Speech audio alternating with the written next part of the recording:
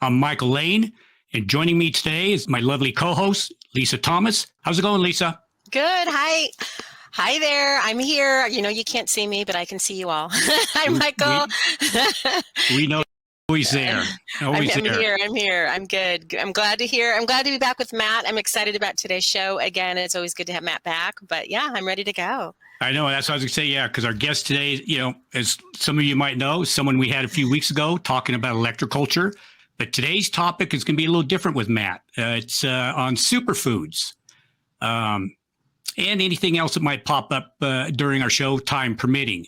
So just for people who are not familiar with Matt founded Cultivate Elevate to bring back information that has been suppressed and caused our society to become sicker and weaker. His mission is to educate and empower individuals to rise above the state of fear, because there are always solutions. Welcome back to the show, Matt. Hey, thanks for having me on.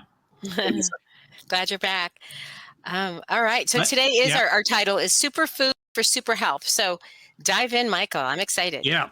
And, you know, and speaking of superfoods, it's, you know, I was thinking the other day, it's a term, it's been thrown around a lot. You see it in books, people writing books on superfoods. It's on the magazine covers, you know, go at the stores, and it's pretty much everywhere. So which brings me to what, in your mind, what constitutes a superfood?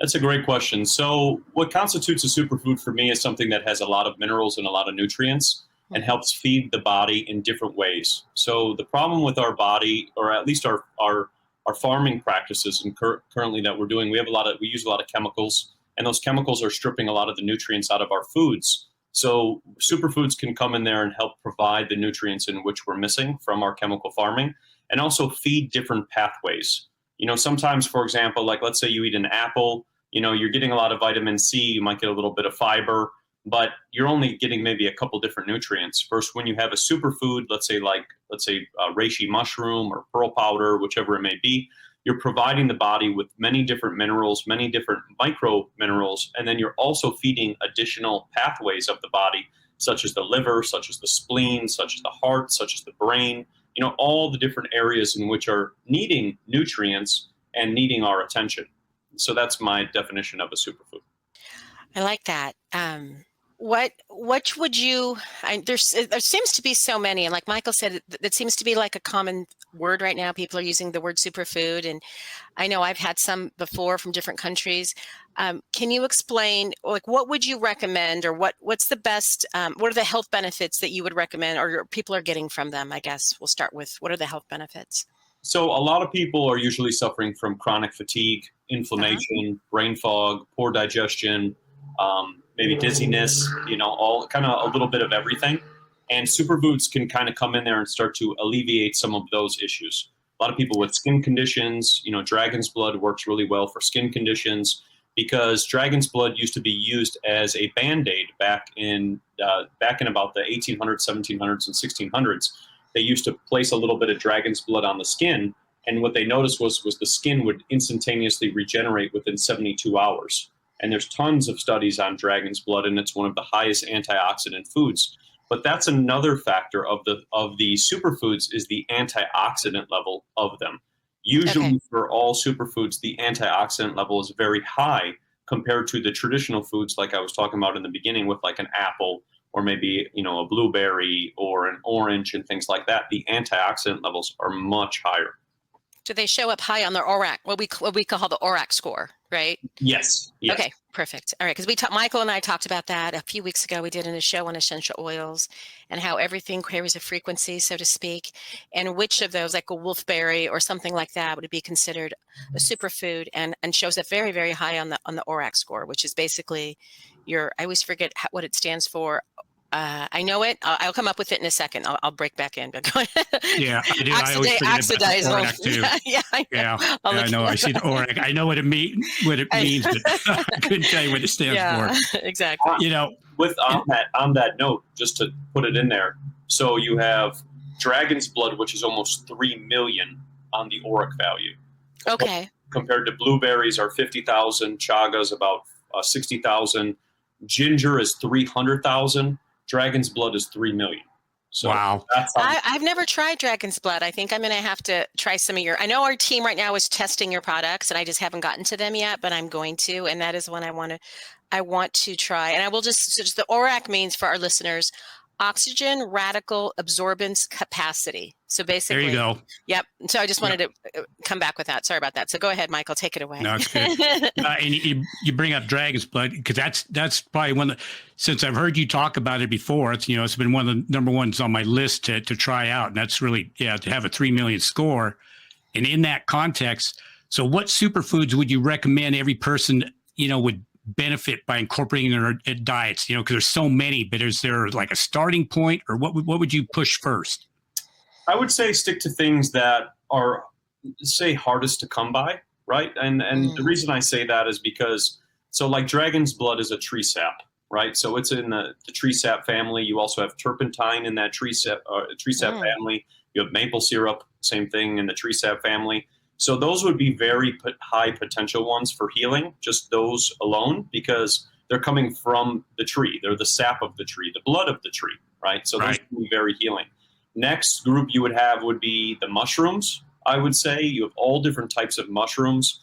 Mushrooms have been shown to regenerate different pathways, heal different organs, do so much. I mean, the studies on mushrooms is, since the dawn of time almost, they've been using mushrooms. And then the next one of superfoods is you can look at stuff like spices, right? All different types of spices. There's so many different spices people can incorporate: turmeric, ginger, burdock root, cayenne pepper, all these beautiful spices, which can be very healing too. And that's another thing. When we go back into our cooking, we have to incorporate a lot of different things, and we can incorporate different roots and different vegetables that we might not be using, which can actually be very beneficial to healing the gut lining and getting things flowing again. Because when I was getting into a lot of these superfoods, I was noticing that a lot of them improve the digestion. And that's one of the biggest things a lot of people are usually suffering from is digestion issues, because the gut is not moving things through. So everything's kind of stuck and kind of, pented up in the body. And then so there's certain superfoods which help increase that, so that the body can pull those toxins out and get everything flowing. That's good. Okay, That's good. Yeah. That's good. Yeah. I have a quick question. It's kind of a little sideliner here. Is moringa considered a superfood? Oh, yes. Moringa is a great one. So 3 tablespoons of moringa provide all your nutritional value for the entire day. Because it's considered a whole food as well. It's got protein and everything. It's like considered like a whole food, and it's very easy to grow and very easy to come by for the most part. Would you say that? Yes, it grows very quickly, and the leaves are very large for the most part. And it's it's phenomenal for balancing blood sugar. So if a person is having a blood sugar issue, look into moringa powder, moringa leaves. It can be very beneficial. And that's another one where a lot of these things, when you get into the superfoods, there's so many, like there's probably about a good 100 that cover so many parts of the body. And that's why I was saying, like, they'll feed all the organs and they'll feed all the different parts of the body at the same time. And moringa is a great one for that. Yeah, it's considered a whole food. So I know, I know it's easy to grow, because one of our questions is really, because superfoods can tend to be, I said wolfberry earlier, so I'll just say if I go to the health food store and buy a bag of wolfberries, organic, they can be pretty pricey. And I know a lot of our listeners don't have the money to spend on extras or expensive food. So if there is moringa or a way you can get your hands on it or even grow it yourself, it grows really quick in warm weather climate, right? It grows fast and it is considered a whole food. So I've always thought about it as, wow, if I had animals, I'd give it to my animals. If there was poverty or hunger, you could grow it and it would feed the hunger versus all this GMO junk and all the other excuses they use to feed the hungry that never get fed, or that if they do, they get fed poison. So I just wanted to throw that in there because I haven't taken it lately, but I used to take it every day for years. And it does feel like it's also an appetite. It satiates your appetite. You don't get as hungry if you take it on the regular basis. So that's just been my experience. I just wanted to put that out there because I think it's a very inexpensive solution, and also considered a whole food and a superfood. So thank you for that, Matt. And also, go ahead. I was going to say, I actually grow that moringa on my balcony. That's what's the whole electroculture thing was my moringa plant, because I wanted to see how large it would grow. And then I got the pods and they were gigantic. But with that, yes, very beneficial for energy, for fatigue, for digestion, for your brain. It's really good if you use it before you work out because it helps boost nitric oxide. It's great for your libido. It's great. Moringa is a very powerful superfood, and it doesn't require a lot of water to grow. Exactly. It grows very fast with a little amount of water, and it is a great source of calcium, magnesium, potassium, and the list goes on and on. It's a beautiful superfood. Okay, good. I'm glad that you like that, and I do. It almost grows like bamboo, like grows big and tall and fast, and it's just one of those things. So I'll ask this, and I'll let Michael take over from there. Is there a problem with taking more than one superfood at a time, or is it okay to do that? Like if I was taking moringa every day and the dragon's blood, that wouldn't be a problem. It really depends on the superfood. It looks, the best way to say is whatever your ailments are. Whatever the person is usually suffering from, that's usually how it kind of goes, if they should be taking multiple ones at the same time. But for the most part, since we're usually very deficient in a lot of things, multiple superfoods can be very beneficial, such as, for example, Shilajit. Shilajit is a great superfood to enhance the absorption of other superfoods because of the fulvic acid. So certain things can actually stack together so that they can enhance the absorption of other things. And superfoods usually pair together very well. So you can stack different things and kind of go with how your body feels. I think that's another thing with the feeling that you feel. If you feel good when you're taking it, it's probably for you, and then you can kind of add or mix or do whatever you would like to do to enhance your ritual, whatever it may be that you do when you wake up or before you go to bed. I like that idea. And I do like kind of seeing, maybe take something for 3 to 5 days, see how it affects you before you just add something new. Because I've been guilty of this. Hey, I'm going to take every supplement in demand because I need it. And then you don't know what's working, what's not. So I think we've all done that just for the sake of time. We're like, oh, I don't have time to figure it out. So I do like the idea of maybe taking a superfood for several days, seeing how it affects you. See what it's helping or not helping, side effects, whatever, and then add from there. So take it away, Michael. Okay. Well, I wanted to quickly back up too. So you said you had that moringa on your balcony there. How big does it get on the balcony? So on the balcony, it's over 10 feet tall right now. Really? Yeah, wow. It's actually extended out of my balcony, and but it's in a planted potter, and the potter is, it's about like 2 feet. I think I got a planted potter. So, but yeah, it's already, and it's grown out of that. And there's another moringa tree I have together with it. And I've also grown some flax. I tried to put as much as I could to see, what I could maximize it with. But the leaves now, because of doing the electroculture, are about this big, when the atypical leaf of a moringa plant is about this big.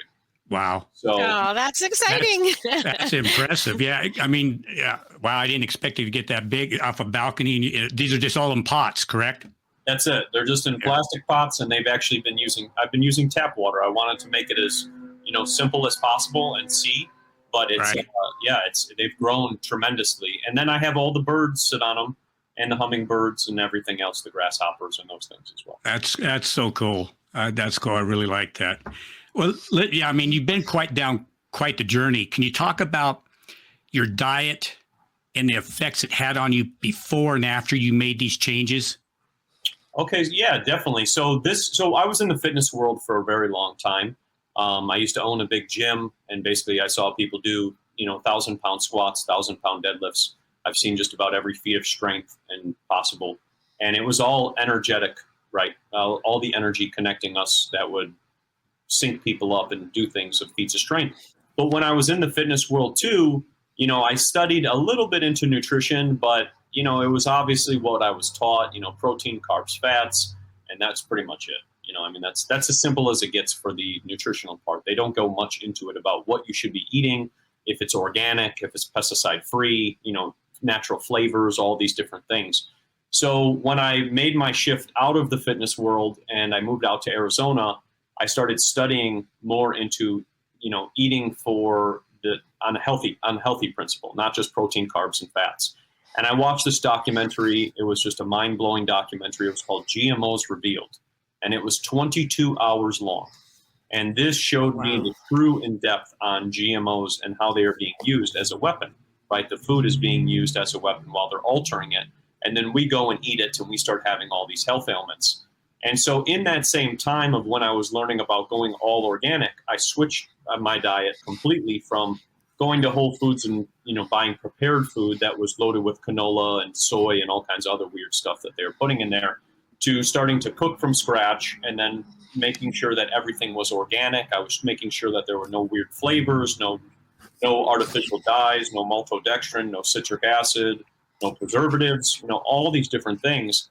And as I got into that, I started to notice all my health ailments that I was suffering from, like my swollen face and like all these other issues I was having, like tonsillitis and whatever else, all pretty much went away. And I thought, wow, well, every professional I used to go to would tell me it was genetic, it's your genes, and you're just getting older. And as I corrected my diet and learned that I was poisoning myself every time I was eating without realizing it, it was leading me to all these health ailments that I didn't know. So as I went through this transition, I started getting into learning about mushrooms and understanding the benefits of mushrooms. And I started experimenting with like lion's mane, cordyceps, mashima mushroom, tremella, all these beautiful mushrooms and all these things. And I started to notice that I could breathe better, I could think better, and with switching out my whole diet, I started also learning about my water intake and understanding the water that's coming into my body and making sure that it's pure water. I was drinking distilled water, the purest water I could find. And as I changed all of this and started going through these phases, right? Because when any person is doing this, they should do it in phases, right? You don't have to go completely all one way, all at one time, because that's not practical. And you're going to go back to doing what you did. So, what I did was I just changed one thing at a time. And whether it's eliminating, for example, natural flavors, getting rid of citric acid, switching my foods to all organic, one thing at a time. And as I changed each thing, I would feel better and better and better. And it was a progression over time. But it changed the way I look at everything, because I started to realize that we could heal any ailment just by what we eat, what we drink, and pretty much what we breathe. That's pretty much what it comes down to. And the perfect example, just to make it really simple, is the documentary Fat, Sick, and Nearly Half Dead. And yes. That documentary, he just drank juice, and that was it, and he was fixed. And that was it. Like there's nothing added, nothing, anything else. He just drank juice. So, that's the power I've realized in nature and what we've been disconnected from. And every time I would go, like I was saying during my timeline, to the professional, I realized that the professionals were not educated on nutrition. They were educated on giving me something to basically try to counter this, whatever I was going through, and not addressing the root cause, which was what I was poisoning myself. So when we started Cultivate Elevate and did all of this and started our brand and everything that I wanted to do, we wanted to provide solutions on all different spectrums of elevating your whole entire terrain, including your food, including your water, including your lights, including your clothing, because all of these things play a factor, because they all could be impacting us in some different way. So that was pretty much my health journey in a nutshell, but it was through over a period of time in which I just kind of would learn one thing and then add it to another, and then test a new thing and then add it to another. And then here we are now in 2023 in May. That's quite the journey, and I could really relate to your gym aspect. Yeah, I was a gym rat for many, many years. And so I know the culture the attitude there. And they don't worry about organic or anything. It's just, you're trying to digest as much protein as possible, because the whole goal is to build muscle. And in the process, I remember when I was going through it, it got unhealthy after a while, because of what they do. And even your bodybuilders, it's actually to train and compete on stage is very unhealthy with the diet aspect that they go through, which I'm sure, you know about. So, yeah. At one time I was eating 2.5 pounds of lamb a day, Wow. So, I was just polishing food and just spending money on food. And I didn't realize, and this was at 30, right? At 30 years old, I literally feel like I was about to go. And when I decided I just can't do any of this anymore, this doesn't make any sense. And I saw a lot of people, like you said, who were in my gym who actually passed away. Like they were older, they were only in their 50s, and they passed away.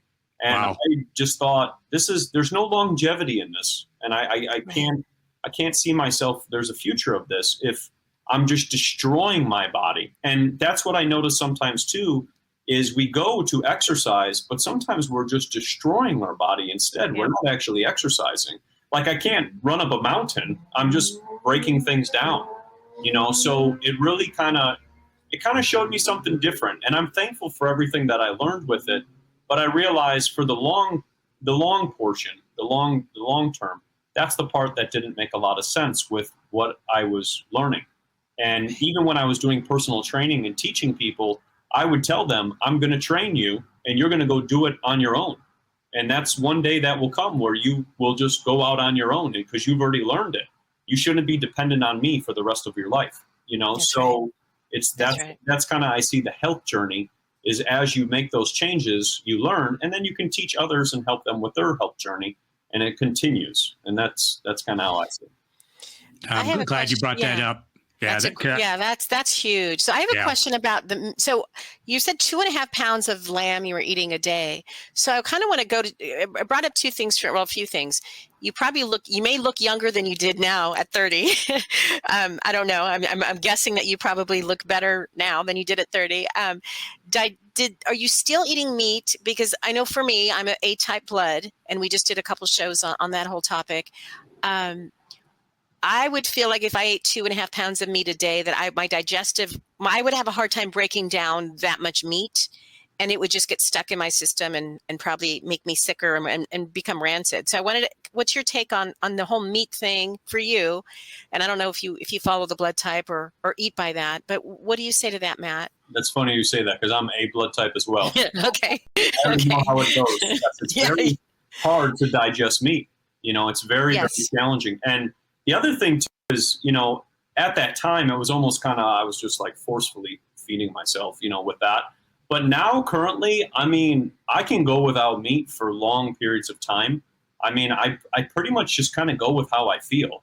I eat just about probably like once a day on average, and usually maybe it's a little larger meal depending. But it's mostly fruits, vegetables, nuts. We'll do some, we'll make our own sourdough bread and do something with that. But it's pretty much the same stuff all the time.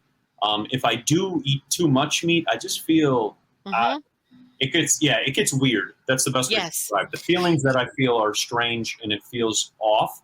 And I think that's a lot with what they're doing to our food supply too, because it doesn't always feel that way, but it definitely feels off.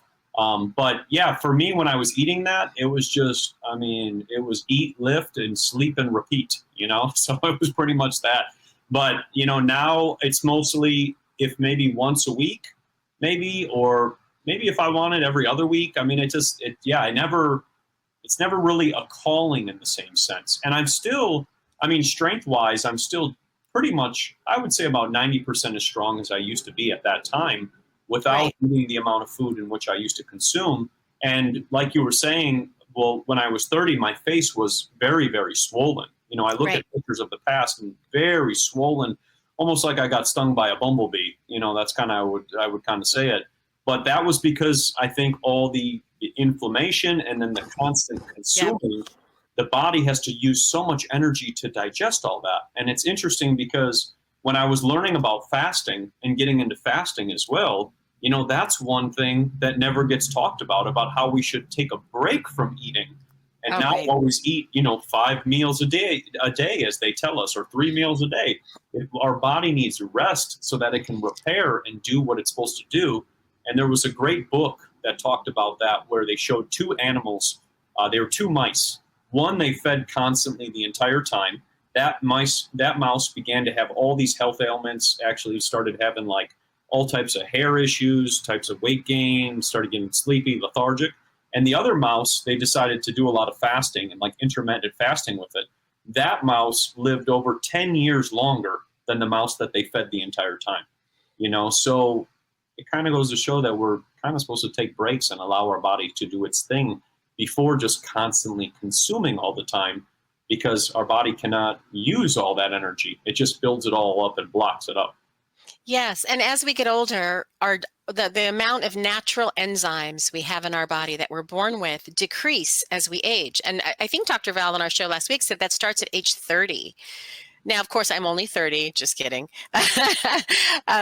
No, really, I mean, if you think about that, as you age, you lose the enzymes. So you have to really be more careful about what you're eating, and maybe even supplement with an enzyme. Like if you know you're going to, hey, I'm going to go to a birthday party. I know we're going to be eating steak and baked potato or spaghetti and meatballs, or something that you know is going to maybe not assimilate quickly or break down easily. I think it's good to, if you have to, and you don't have a bunch of fruit and veggies on that meal, to maybe add enzymes to help break down the foods, because if you don't, they're just staying in your system and causing all kinds of havoc, which we'll get into. But we're going to actually take a quick break for a real quick commercial break. We'll be right back. If you want super health, you need Superfoods. Introducing the top 4 supplements you need now to transform into your superhuman self. First up, Shilajit, known as the destroyer of weakness. This ancient superfood from the Himalayan mountains is packed with 84 of the 102 minerals that your body needs. Next is Pearl Powder, an underwater superfood. Sustainably sourced, it supports your hair, skin, eyes, and nails, enhances brain function, improves sleep, and may help alleviate skin ailments and even brain fog.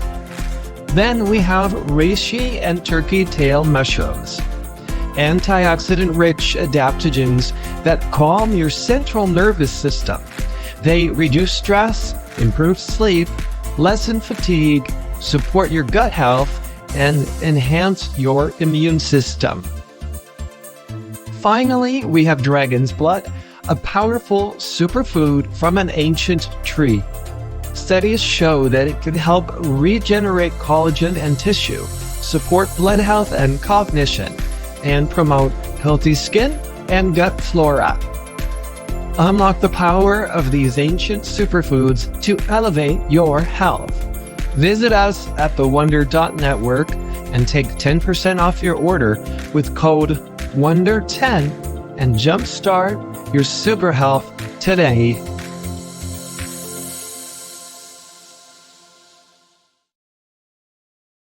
And we are back with Matt Roeske. This is Lisa Thomas. And of course, Michael Lane is here. Michael Lane, take it away, mister. Yeah, Matt, I've heard you in the past, you've talked about pasteurization and, the concerns of that. Because I know even by organic products, organic milk or anything else, it's still all pasteurized. Can you talk a little bit about that? What's funny is that's what I was thinking you were going to ask me, but that ends up being the question. So the pasteurization process was this takeover that happened in about the 1900s. So Louis Pasteur came around and he decided we should pasteurize everything so that we can extend the shelf life. Now, the reason they started the pasteurization process is because the cows at the time were actually basically enclosed in cities, and they were eating like cardboard and paint and all kinds of horrible things. And they started producing a lot of toxic milk.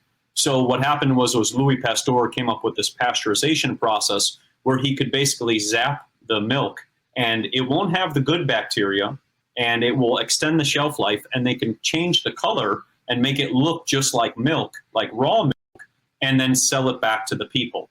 And so they've been doing that since 1910. Now, the problem with this pasteurization process, when you go to the grocery store and you turn over, for example, a carton of milk and it says pasteurized, what happens is when they zap that milk with the pasteurization process, they remove most of the minerals, the vitamins, and all the healthy enzymes that are usually in raw, unpasteurized milk. So as they zap that, you'll start to see on the ingredient label, it'll say refortified with vitamin D, vitamin C, vitamin B12, whatever vitamins that they're trying to add back in. And as they try to add those back in, your body can't process them because they are synthetic. So what do they usually lead to? Kidney stones. That's kind of how that usually goes hand in hand. But the pasteurization process, actually, because you're removing all the good enzymes, all you have is this toxic sludge that's left over.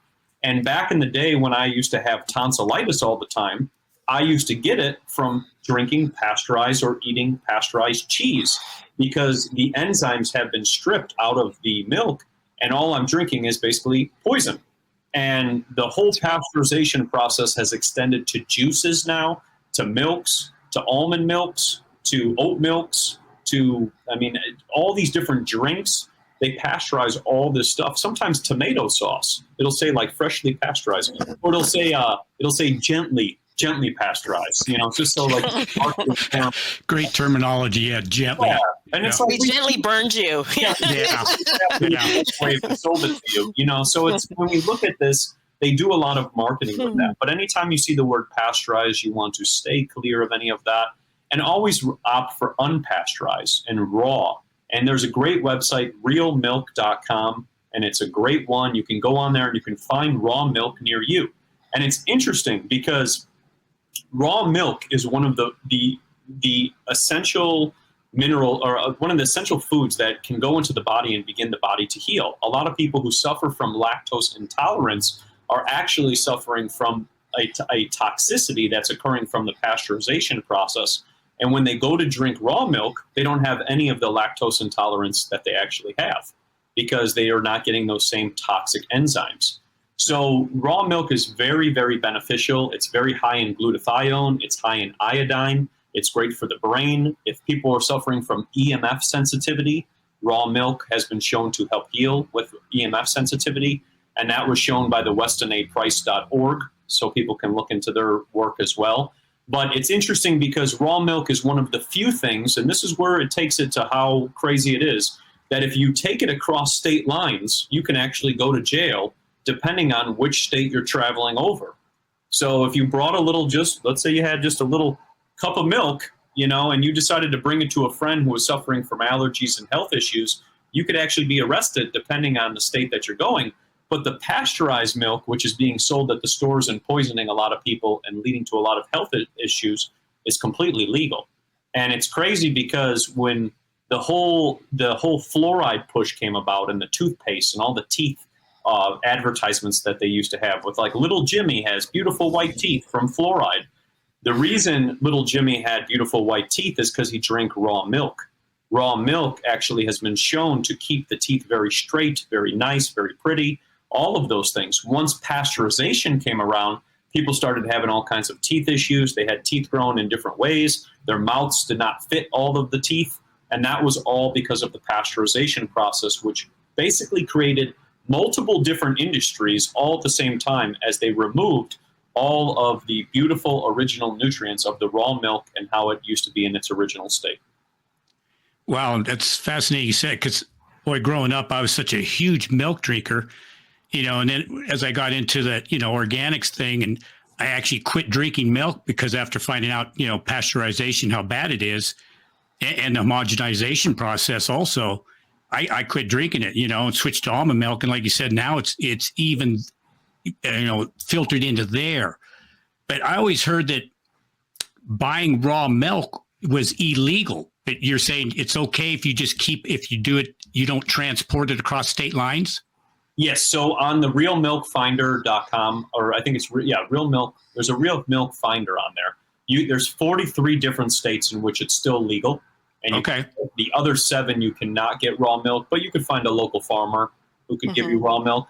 But also, too, in relation to the almond milk in which you just stated, a lot of people have a lot of digestion issues with the almond milks because all the gums They put a lot of Right. xanthan gums and these preservatives, and our body can't break those down, so they make us real bloated. So Right. Right. you lost the beginning part, which was the enzymes, and then now you've been given this swap, which is supposed to be healthier. And if we're going to take it to another level, almonds need a lot of water to grow, right? So you use a ton of water to grow them. So it's just we've lost the originality and the roots, and that's when we go back to that, we'll start to heal our body very quickly. Wow. Yeah, So that's would you great say, stuff. yeah, that's interesting. Would you say, because I haven't done it. I have the recipe and all the stuff. I just haven't done it because I have not drank regular milk in probably over 20 years. And also because it's full of sugar and all the stuff they put into the cows and inject them with now. I just don't want any of that stuff. But would it be beneficial if you're going to drink almond milk to make your own? Yes, if you're going to have almond milk, make your own. Just get yourself some distilled water, some almonds, maybe some cinnamon, and if you want, maybe some maple sugar or maple syrup if you want. Those would be probably like the 4 easiest ingredients. But that would be your best bet, because that's the other thing. Going back to the scratch, like the original scratch would be just making your own, because a lot of these things, have been sitting on shelves for an indefinite amount of time. The pasteurization process can extend the shelf life by up to 2 to 3 years. Wow. So if you get almond milk, when was it bottled and put into that store?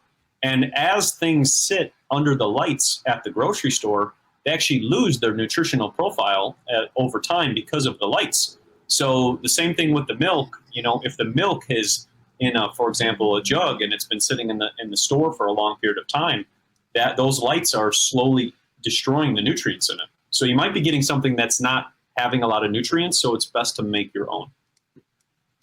Fair enough. That's good. Yeah. And good. you can do that with oats too, oat milk or whatever. I mean, really, all the different types of. Now, if I go to a drive-through and get a coffee or a chai or something, you can get macadamia milk, almond milk, there's all the different milks. So really, Coconut milk. Yeah. coconut milk. So really, you can make a lot of your own from scratch without all the gums and all the.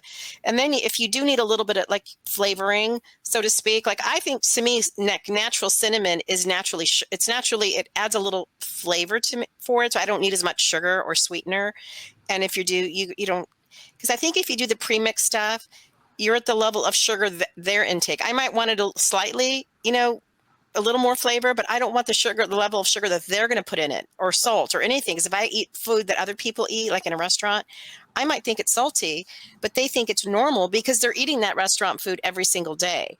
And the same with the sugar, right? If I might have a little bit of something in my sugar, but compared to other people that are putting a lot more sugar or things in their coffee, I mean, I would say try to go as much as you can, make from scratch, and then add like real either essential oils or real, you can do real cinnamon, real nutmeg, things like that actually flavor your coffee or your drinks, where you don't feel like you really need that much sugar or flavoring in there. So just an idea. But go ahead, Michael. You're next. Hey, good point. Well, we get desensitized, yeah, because Yes. of all the stuff out there. Yeah, our taste buds, they really play havoc on it. I know this is one of your favorite people, and I'd like to hear you talk a little bit about Victor Schauberger and what he's meant to you.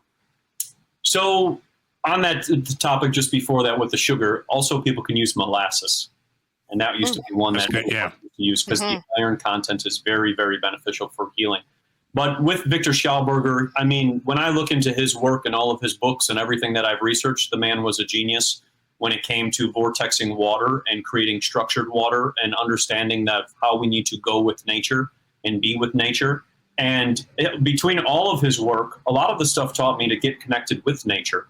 Go out into nature and connect and ground and barefoot, ground and with the earth, and get out there and really just connect, right? Because that is another form of healing, which is completely free.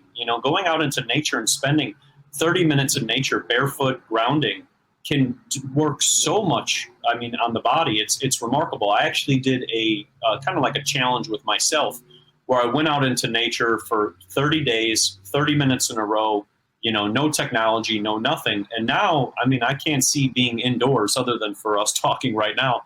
But other than that, I can't see it the same, right? Because it's just your mind is different, your digestion is different, you sleep better, right? Your melatonin levels are more balanced out. You go to bed as soon as, like, let's say the sun goes down, your body's already winding down, because nature's going to put you in the perfect rhythm of the earth.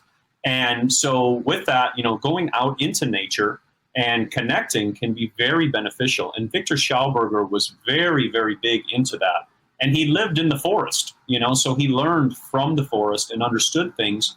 And if we mimic nature and do the same as nature, nature will always work with us. But when we go against it and we, have these poisons and chemical farming and all this other stuff and whatever else, then we're just poisoning ourselves and we're not going to last. But in my opinion, his work was just phenomenal, and he created a lot of the first flying saucers. So it's definitely a lot of great work to see somebody actually create something that spins and goes up rather than the traditional engines that we see that just go front to back.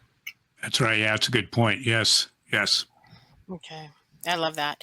Well, I love the whole living in nature thing. I think the frequencies that live within nature, the energy that trees put out, you're going to get less chemtrails if you're blocked by the trees. I mean, I just feel, you're going to get some sun, you're going to get some shade. And I agree with you. Being in nature is one great way to just reconnect to Mother Earth and raise your vibration and actually bring in true balancing and joy. You can't get that always in a cement world. If you're living in a cement world and you're just going and you're eating junk because it's fast and it's convenient, it's not always convenient for your long-term health. And so I love that. We're all about that here in nature. And so I'm going to shift gears a little bit. We're going to talk a little bit about your products, Matt, because like I said earlier, some of our teammates are trying them. They're having great success. So explain a little bit to us about some of the things you talked about earlier. What is pearl powder? So pearl powder is from the pearls of clams, and it's actually very beneficial. There's actually 2%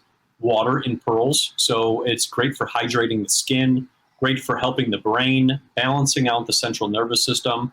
If somebody's suffering from maybe like restlessness or anxiety or like kind of too much stimulation, pearl powder can work really well for that. It's also very high in glutathione. It helps feed the eyes, right? So a lot of people who are suffering from eyesight issues, pearl powder can actually be a solution for that. I've had multiple messages where the person has been consuming pearl powder and they don't have to wear their glasses anymore, Wow. by consuming pearl powder. I had another lady, her husband was diagnosed as not being able to see basically, and now can see color again. So, just his eyesight coming back, and she was blown away because every professional told her, he's never going to see again. And he was diagnosed as blind. And so he's seeing color again. But what's interesting about pearls is that they used to use pearls for multiple different things. But when a person lost their tooth, for example, in South America, they would place a pearl in their mouth and replace their tooth with a pearl, because the pearl has the exact same DNA as our body. So that I thought was very fascinating. So if people are having teeth issues or bone issues, anything related to just inflammation, pearl can work real well for that. And then as for the eyes, there's a lot of minerals like magnesium carbonate, selenium carbonate, calcium carbonate, and all these different amino acids, which are basically very nutritious for the eyes. And because the pearl contains 2% water, and our eyes need water, otherwise they start falling apart, pearl helps to basically hydrate the eyes. And there was a great video by Veda Austin and all of her work with water, but she was saying that the eyes are the last place to have the water. Once they start losing it, the eyesight starts to fall apart. So pearl can actually work as a great solution for healing the eyes, healing the bones, healing the teeth, healing the brain. In traditional Chinese medicine, it is one of the highest superfoods on the charts, up there with ginseng.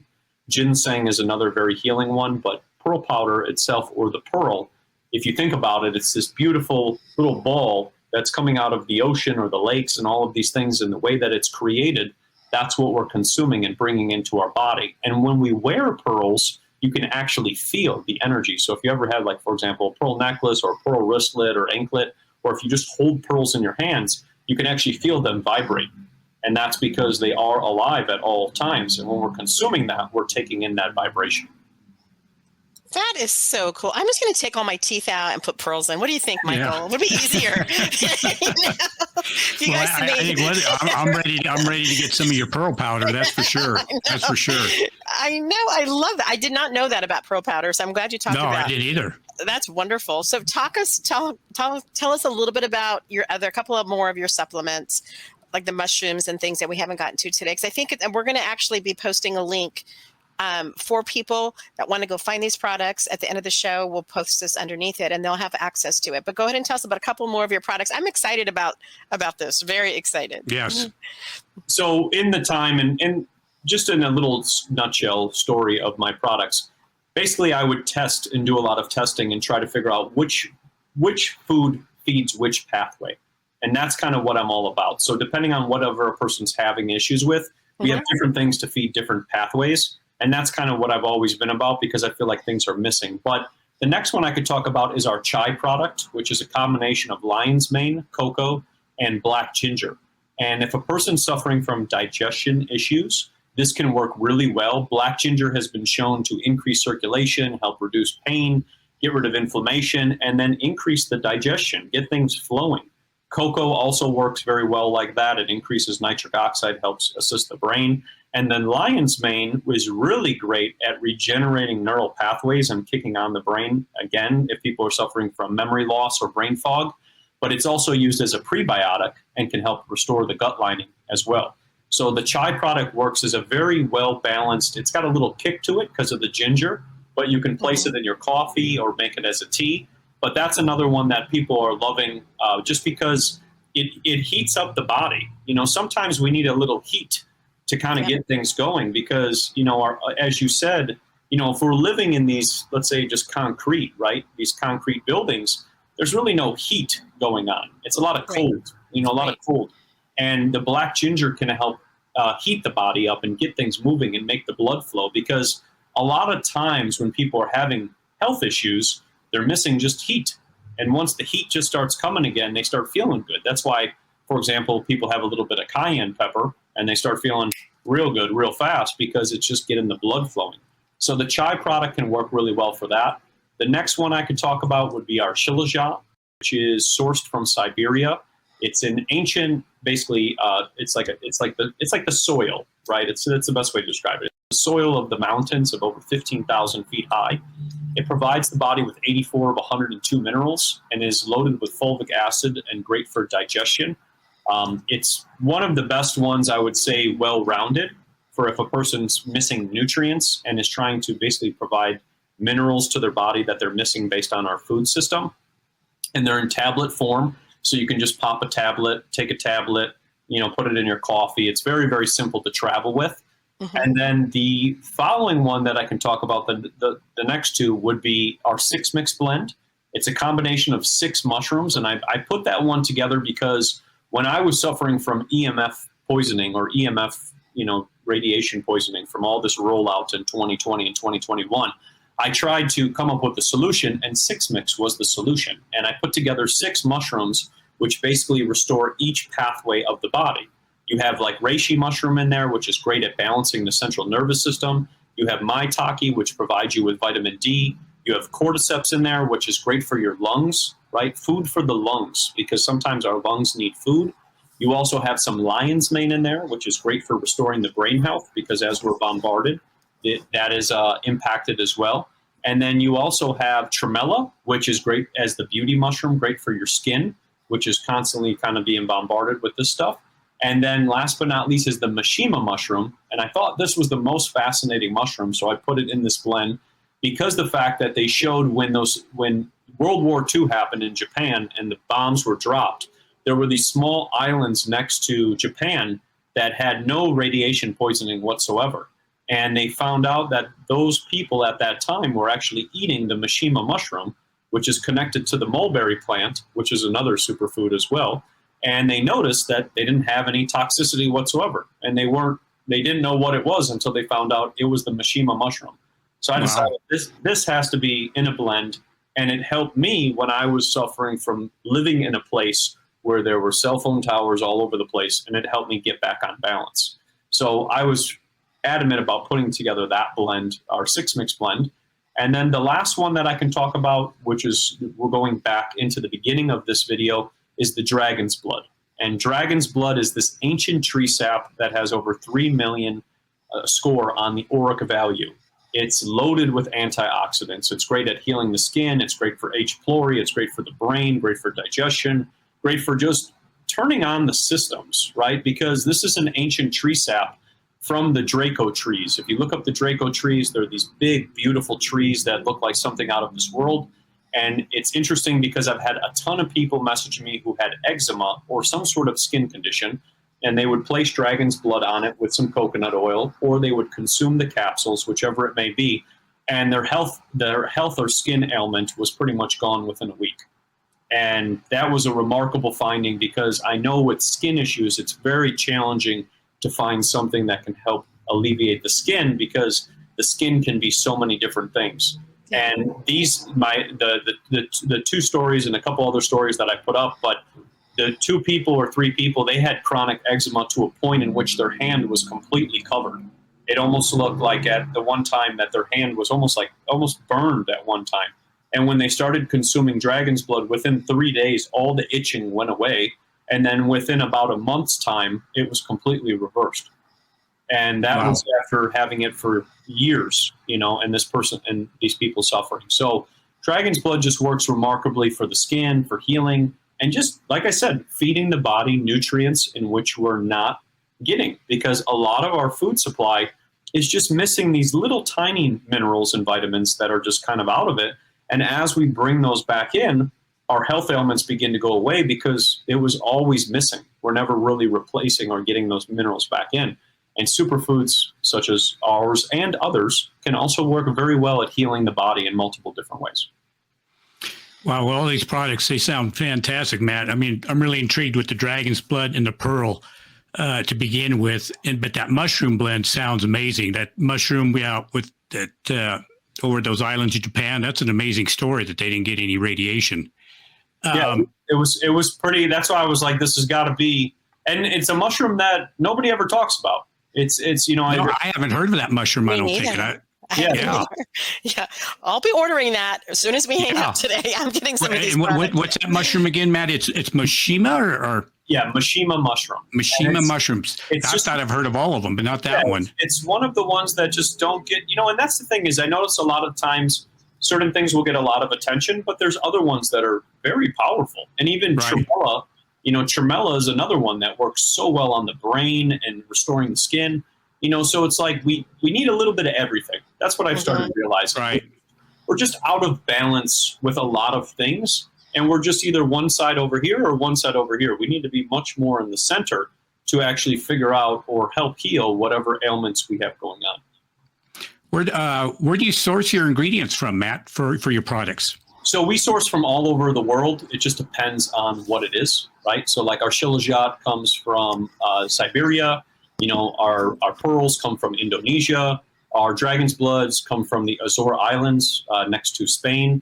Our mushrooms are sourced from Mongolia. We source all different places because we want to keep things the correct way in which they're not just all sourced from one place. And then we're also trying to support our small farmers as well. Like I talk to my farmers, I know where it's coming from. I know when it's coming, how it's harvested, the whole entire thing. I'm very, very big on that. The reason being is back in the day, before I started Cultivate Elevate, I got very, very sick from buying bulk supplements on Amazon. I was buying all these different things and I was eating them. And I thought, I can just buy them in bulk. It saves me money.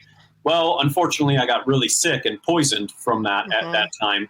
So I've made it we're very, very strict on every single thing in which we do. And a lot of testing goes into all of our stuff to make sure that it's correct. And even before we release a product, it takes a very long time. I'm very, strict on it. And that's just because I don't want anybody to go through that type of health issue or have something like that because, you're just rolling out products. Because it is very easy being it from the fitness world and in the supplement world to obviously just put out whatever. But I'm not about that because I don't think that that's the smartest way to do it. And I want people to be having a great response, be healthy and feel good instead of, kind of being worried about what they're getting. That's great. That's great to hear. I love that. I love good products. I'm dying to try the mushroom one. I think it's just so exciting. So Yeah. I will be getting on your products this week or as soon as I get them. I'm very excited. So Matt, Michael, do you have any last minute questions or do you think you kind of covered most of the stuff you wanted to add? I think we got some. I know we want to talk. You know, we got to bring Matt back. You know, there's other. You know. Yeah, LED bulbs, clothing. Yeah, I mean, Matt's just just a wealth of information here that we could definitely have another show here. So, but I agree. Okay. Yeah, I love it all. Love it. Me too. I'm a supplement queen. I like to call myself. I just need another body so I can try more stuff. But you know how that is. We all have so many supplements. Like when do we take them all, timing, all of that. But I really think quantity or quality over quantity is important. I think if we all took some real good supplements and like you said, superfoods, minerals, most of our bodies are deficient in minerals and we can't even take a lot of vitamins in if we don't have the proper minerals. So there's lots to do, but get to the basics. And I like what you're doing, Matt, with superfoods, because I think God got it right the first time. He created all these amazing plants of the earth for us in the beginning. And we've just gotten so far away from what the basics are. And so much processing that it's lost its effect along the way. So I like what you say is, make your own milk, grow your own plants, even grow your own moringa. I love the idea of being able to make it yourself or grow it yourself because you know what you're getting. And I think that's most important here. So we will be back with Matt. But thank you, Matt, for joining us today. We're so excited. We are going to be showing your link after the show so people will be able to go and find the products. And thank you for joining us today. It's always great to have you. We're glad you came back and we're going to have you back again if you're so willing to join us. So we're excited. We'll definitely do some more. And also what you just said, Lisa, is very true because when you look at nature, and that's why we're big on sourcing one ingredient, right? Everything is usually one ingredient in our products, because we don't want to put additional things that are unnecessary in there, right? Because nature didn't intend that. They didn't put all these other things in there. And I think that's very important that if anybody is buying anything, and it doesn't even have to do with Cultivate Elevate, just any brand in general, if you don't know the ingredients in which are in there, or if you turn it over and it has, all these different ingredients like maltodextrin, citric acid, soy lecithin, all of those other things, those actually might be blocking the ability for your body to absorb these things. So That's why it's important to stick to the food source from nature as whole as you can get it so that you can provide the body with the highest potential instead of all these other weird situations which might be impeding the ability for you to actually consume what you're trying to consume. I would agree with that. I love that. That's a good point. The closest you can get to nature, the best. And something else I'll throw in a little bit too. You talked about you don't eat meat every day. And, we actually did a show probably 3-4 years ago with my colon therapist at the time, Annie Patrick. She's since retired, but she said, Lisa, I can tell you don't eat enough meat. And this is what I want you to do. I want you to forage through your vegetables to find the meat. So even when she suggested that I eat some, because I wasn't eating hardly any at the time, it was a little bit. And I think back to the days of when people lived off the land. They didn't always have a buffalo kill, right? It was rare. So they would eat nuts and berries and other things what they could. And then when they had an animal, it was like a luxury. And they got to, maybe they would put it in salt and extend it as long as they could to live off that meat. But it's not something they did every day. They didn't go out and kill a buffalo every day and eat it. They ate the other things. And that was more of like a treat or a delicacy to add to it. So I think that's how nature really operates. And the closer we can get to that, anytime we do anything. I love your idea about raw milk. If somebody can't nurse their baby, maybe give them raw milk instead because it's more nutritious and there's, things like that. I just think the closer we get to God and nature, the better off we are because I haven't seen anybody be able to do it any better yet. So until that day happens, I'm going to stick with that plan. So thank you, Matt, for joining us. Thank you, Michael, as always, for being my lovely co-host and taking one for the team and being on camera when I can't be. And of course, the admin team on the back, production team, they're all here. You don't hear them or see them, but we couldn't do it without them.